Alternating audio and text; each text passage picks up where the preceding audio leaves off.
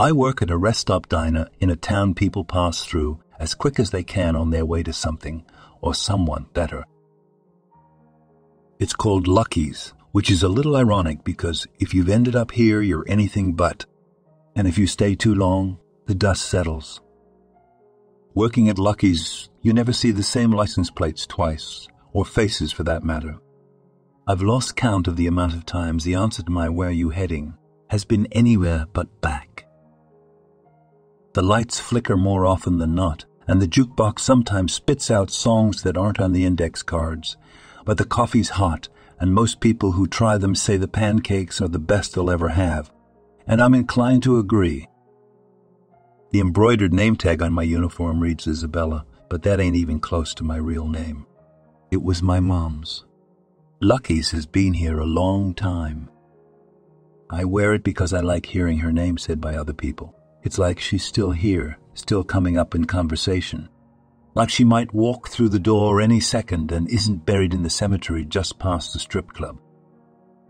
Lucky's is also always open. Working long shifts serving drifters and truckers and runaways, those who have become impermanent out on the highways, you get to know how to read people pretty quick. When you move around that much, always on the road, you leave parts of yourself behind sometimes, lost between the miles. Sometimes people are just driving because there's nothing else left to do. Working at Lucky's, I've seen all sorts of lost things. I once saw a man hit a deer with his truck and pull over to bury it in the red dirt, digging as the sun went down, tears a steady flow down his face as he fought the ground to cover up what he had done. I once had a man I recognized from the news leave me a blood-stained $20 as a tip, sad-eyed in a denim jacket that barely hid the gun tape to his ribs. I once saw a one-armed girl no more than 16 stand up on the roof of her car and sing, until a coyote came and sat in front of the hood, howling along.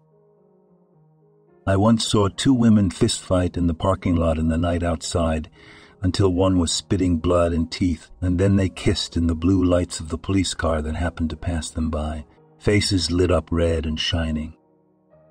I've seen the highway on fire, lines of flames between tires as the asphalt set itself alight in the heat. I've seen roadside baptisms, preacher pulled up with a van and a kiddie pool. I've seen things walking out in the desert just beyond reach of the neon sign for the motel that don't look quite like people, shifting out in the blue night. I met a woman who showed me a photograph of the place she was buried. I often meet people who you talk with a while until their faces start to flicker, can't quite hold up the pretense that long. I've met people who have to be invited inside before they can cross the threshold. I've met some lovely members of a sacrificial cult who tipped well and were oh so polite, even when they asked me if I'd consider letting them harvest me. But this is a story about, well, you read the title. It was a Friday, and I was working a night shift. I prefer nights because when I drive home I can pretend for a while that I'm going to follow the taillights of the car in front until I leave everything in my rearview mirror, until it gets light and the desert changes to ocean, like if I rolled my windows all the way down I'd taste salt on the air. That, and I'm one of the only waitresses, shall we say, qualified to deal with the night customers. Besides, tips are always better when the moon is out. We only have 3 true regulars in Lucky's, and only 2 had showed so far. Rose Marie, our first and most frequent regular, was sat by the window in her brown fur coat, always drawn about her shoulders come rain or shine. Not that it ever rained here. Her hair was long and white down her back, like the moon through a glass. She waved over to me, gracing me with a wink that made her crow's feet deepen, all the more beautiful for it. Rosemarie liked whiskey in her tea. Sometimes she fed cake crumbs to the voodoo dolls she carried in her pockets. She was also a chronic insomiac and liked the company of Lucky's when sleep was hiding from her. She continued to shuffle through the deck of cards she had already set up on the tabletop. I watched her thumbs flipping over 2 jokers. Rosemarie liked to divine the future when she had the time. She used a frayed pack of hotel playing cards, and if she was in a good mood, she'd read your coffee grounds. I didn't ask her too much because those coffee grounds had a startling way of coming true. Table 6 was empty and spotless as usual. It was the only table without a salt shaker, and the only one I never placed cutlery on. Only one person ever sat there. Our second regular Jones was sat in his usual booth, dregs of his black coffee held tight between his hands, badge resting on the table. He had his eyes closed, head bent down like he was repenting, steam curling off the lip of the mug and wrapping around his fingers. Jones was my favorite of our customers, not that I'd ever tell him. I walked past the booth and slid a bowl of sugar packets along the tabletop until it hit the mug with a soft clink. He jumped, reaching for his holster out of habit, until his eyes focused and he saw me. He smiled embarrassed, and it changed his face, dragging him back to life. When he smiled, it was like a storm in a drought, made you want to stand and watch, and maybe stay out in it just a while longer. I wanted to put my hands over his where they had resumed their place on the mug to feel the second-hand heat through his palms. Sometimes I can sense the sad in people just by the feel of their skin. They carry it around with them, bone deep, trying to hide it from the world. But sometimes you can lift it from them for a minute or two, if you have enough kindness spare. It doesn't take much most times. Jones was too young to be that sad. Tired today, I gestured with the coffee pot to his half-empty cup. Everyone knew about the little girl he'd pulled from the dumpsters outside the swimming pool last week. She was the 5th one missing in 3 months. I could tell from the shadows like purple thumbprints beneath his eyes he'd been dreaming about her. She'd been found without her shoes on. He carried her to the ambulance in her socks, pink with little daisies on them, small in his arms like she was asleep. Lou, the fry cook, had cried when I told him that the other day. I really liked Lou. He was almost too big to fit through the service door and had a tattoo of his dog just below the one of the angel of death on his shoulder. Lou sheds a tear for most things. The dead raccoons we're always finding by the back door with their hands missing. Whenever there's a new missing poster plastered over the cracked glass of the phone booth in the parking lot, every time he hears I will forever hate roses when it decides to pop up on the jukebox. Big guy, bigger heart. Always tired, Jones said as I poured. Another girl had gone missing yesterday. As I poured, I made sure to brush his thumb where it rested on the cup handle with the inside of my wrist, lifting out that sadness as far as I could. He smiled up at me, shy, and I smiled back before I could stop myself.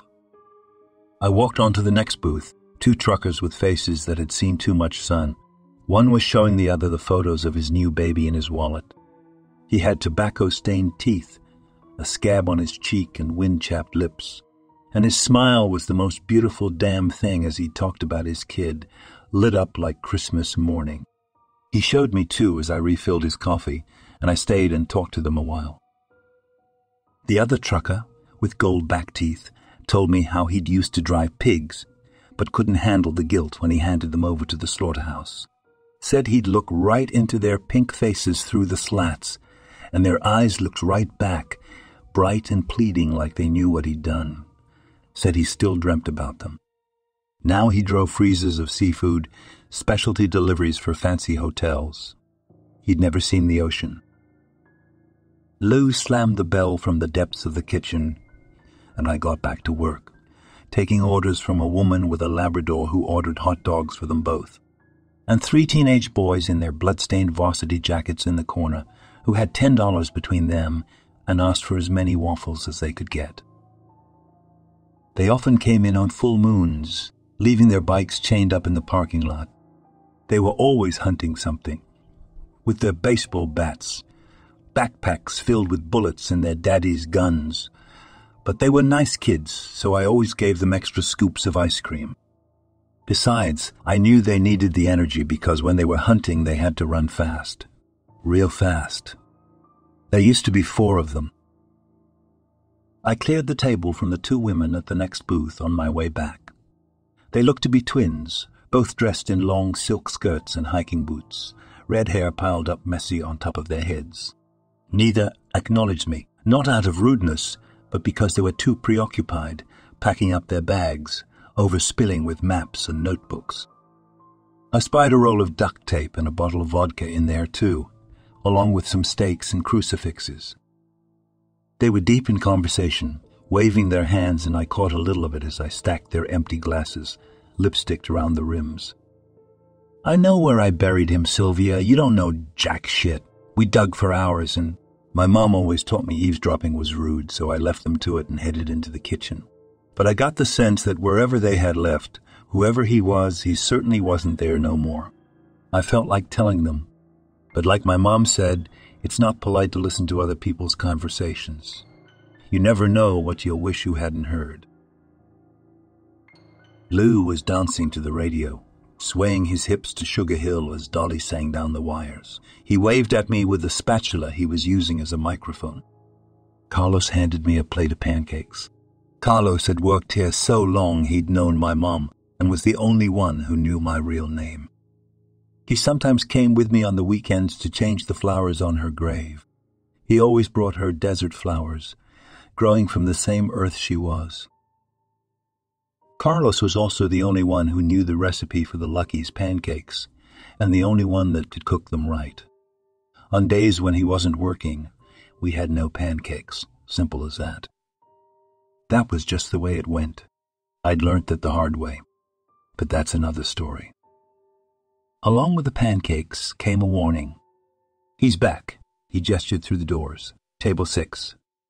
Our final regular had showed. It had been a while since he'd been around. I hadn't even seen him come in, but that wasn't unusual. He moved in mysterious ways. I raised an eyebrow. "Shit." Carlos raised one back. "Oh, shit." He tossed me the salt with a grimace, and I filled the pockets of my apron. Lou banged around in one of the staff lockers for a moment, until he emerged triumphant, waving a Bible that had definitely seen better days. He placed it on the counter next to the syrup jugs and flipped to a random page. We leant over his huge shoulders to read what it said. "Keep far from a false charge, and do not kill the innocent and righteous, for I will not acquit the wicked." Lou shrugged and patted me on the shoulder. "I don't get paid enough for this shit." I took the pancakes to table 6, which had been empty the last time I'd looked. It was now very much occupied. The man sat at table 6 was smiling as I walked over, if you could call it a smile. It was more like rictus, lips straining deep red at the corners of his face. His eyes kept darting from side to side, too fast to count, like his pupils couldn't make up their mind where they should be. His hands shook as I got closer, hovering like flies on a carcass. I tried to lean as far away from him as I could as I placed the plate on the tabletop. But as I pulled my hands away, he darted his neck out fast, whipping his head up and tilting his face towards me. He sniffed in, hard, eyelids fluttering. He giggled, shrill like it was stuck on the roof of his mouth. I recoiled, trying to hide the urge I had to run back to the kitchen. There's something about hearing a grown man giggle that makes the skin crawl. "Can I get you anything?" I asked, faking bright. "I'd take your name." He gripped one of the pancakes in his fist, turning it to mush.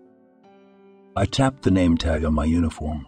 He shook his head, grinning, shoulders almost vibrating with the strange fluid roll as his smile slipped for a second, front teeth jutting suddenly, tongue sharply poking out.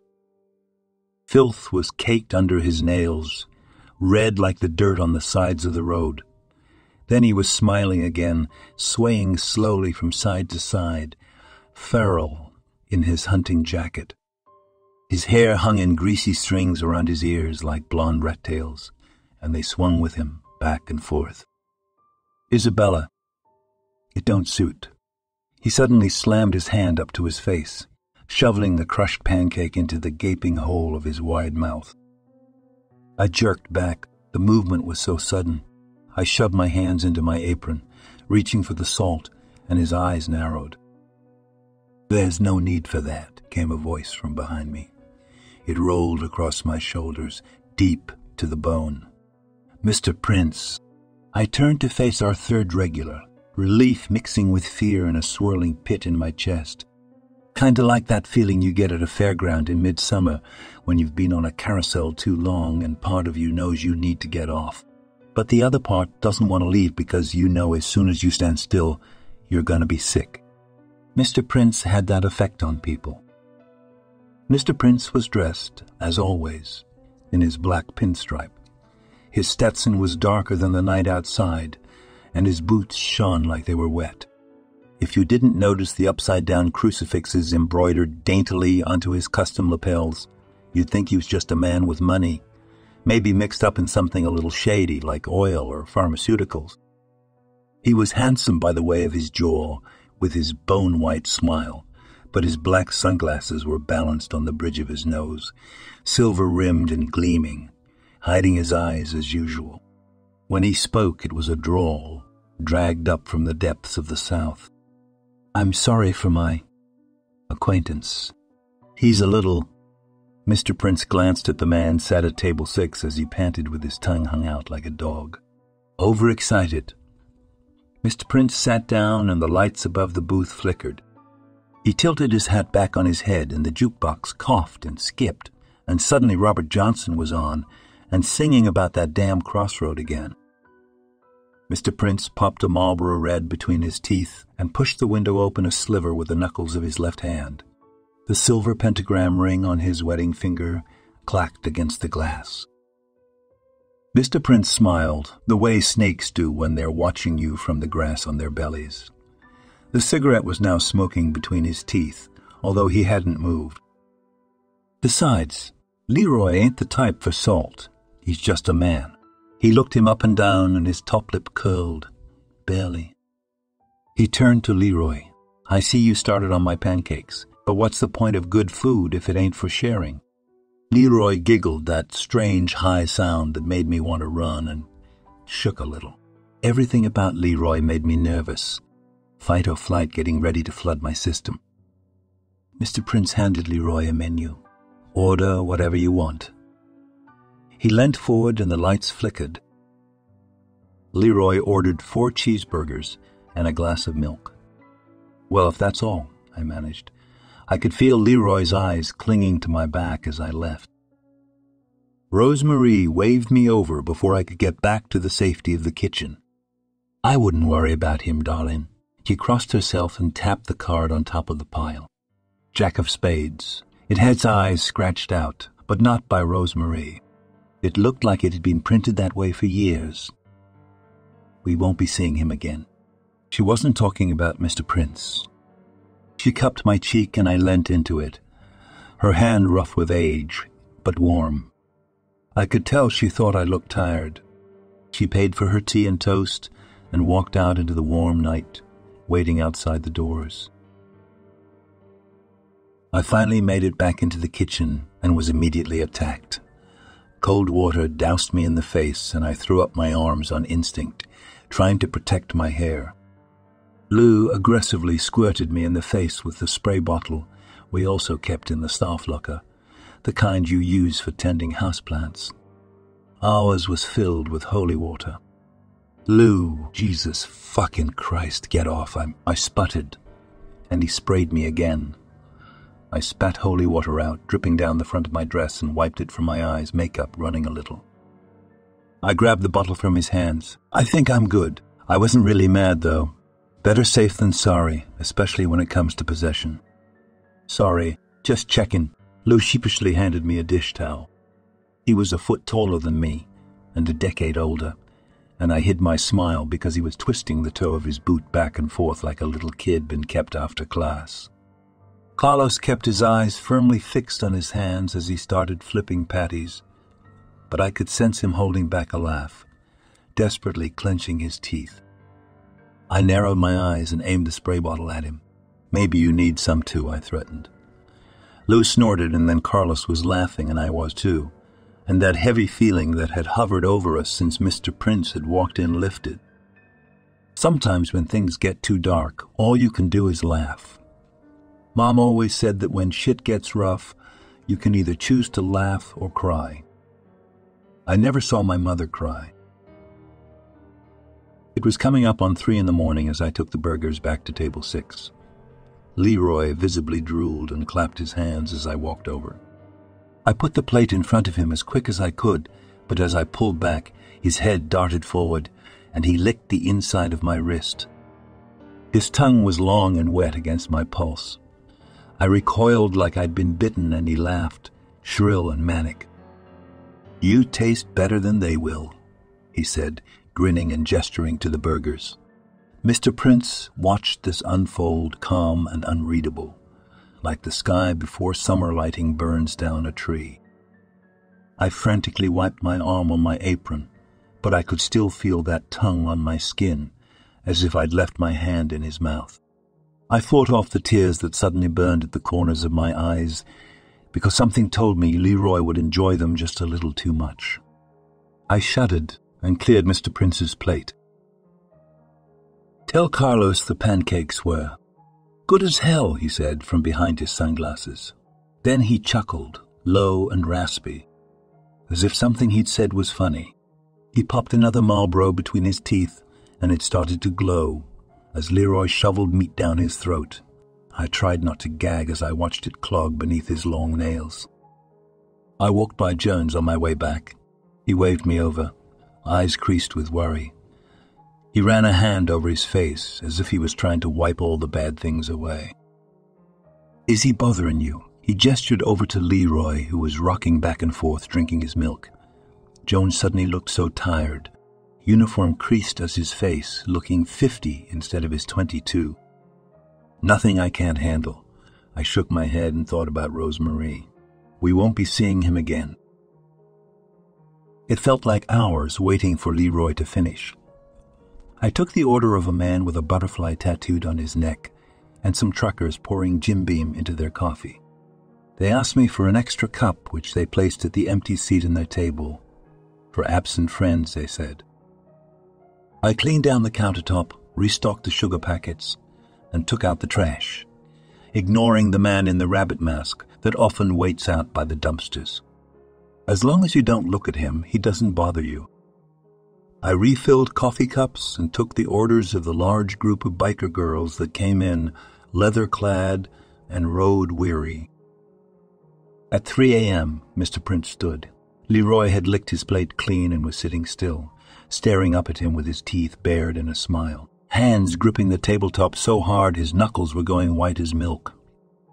Mr. Prince handed me a roll of bills wrapped in black plastic that I knew better than to count. He tipped his hat. "See, Leroy, we all got to pay eventually," he said. He leaned in and spoke softly.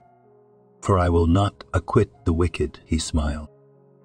He held out his hand to Leroy, palm flat, waiting. Leroy's hands shook as he reached into his hunting jacket and pulled out a pair of shoes. A child's shoes, small enough that both could fit in one hand. Little pink sneakers, dirty with brown stains on the toes that I knew could only be one thing.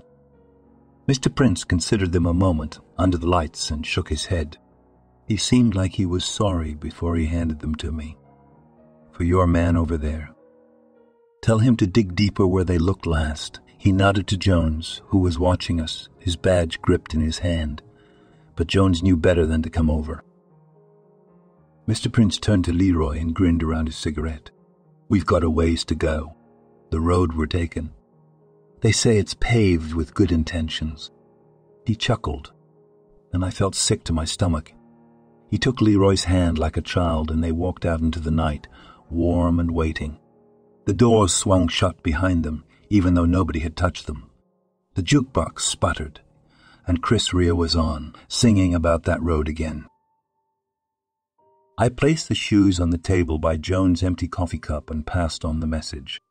He sat still for a long time after, just watching them on the tabletop, trying not to cry or scream or punch a hole in the plaster. All I could do was refill his coffee, because when someone is trying to hold themselves together like that, there's nothing left to say. My shift ended, and I drove myself home, following the taillights in front of me. I knew when I woke up it would be dark, and it would be time for my next shift, but for now, I just drove, dreaming about the ocean and watching the sun come up like it always does, despite everything.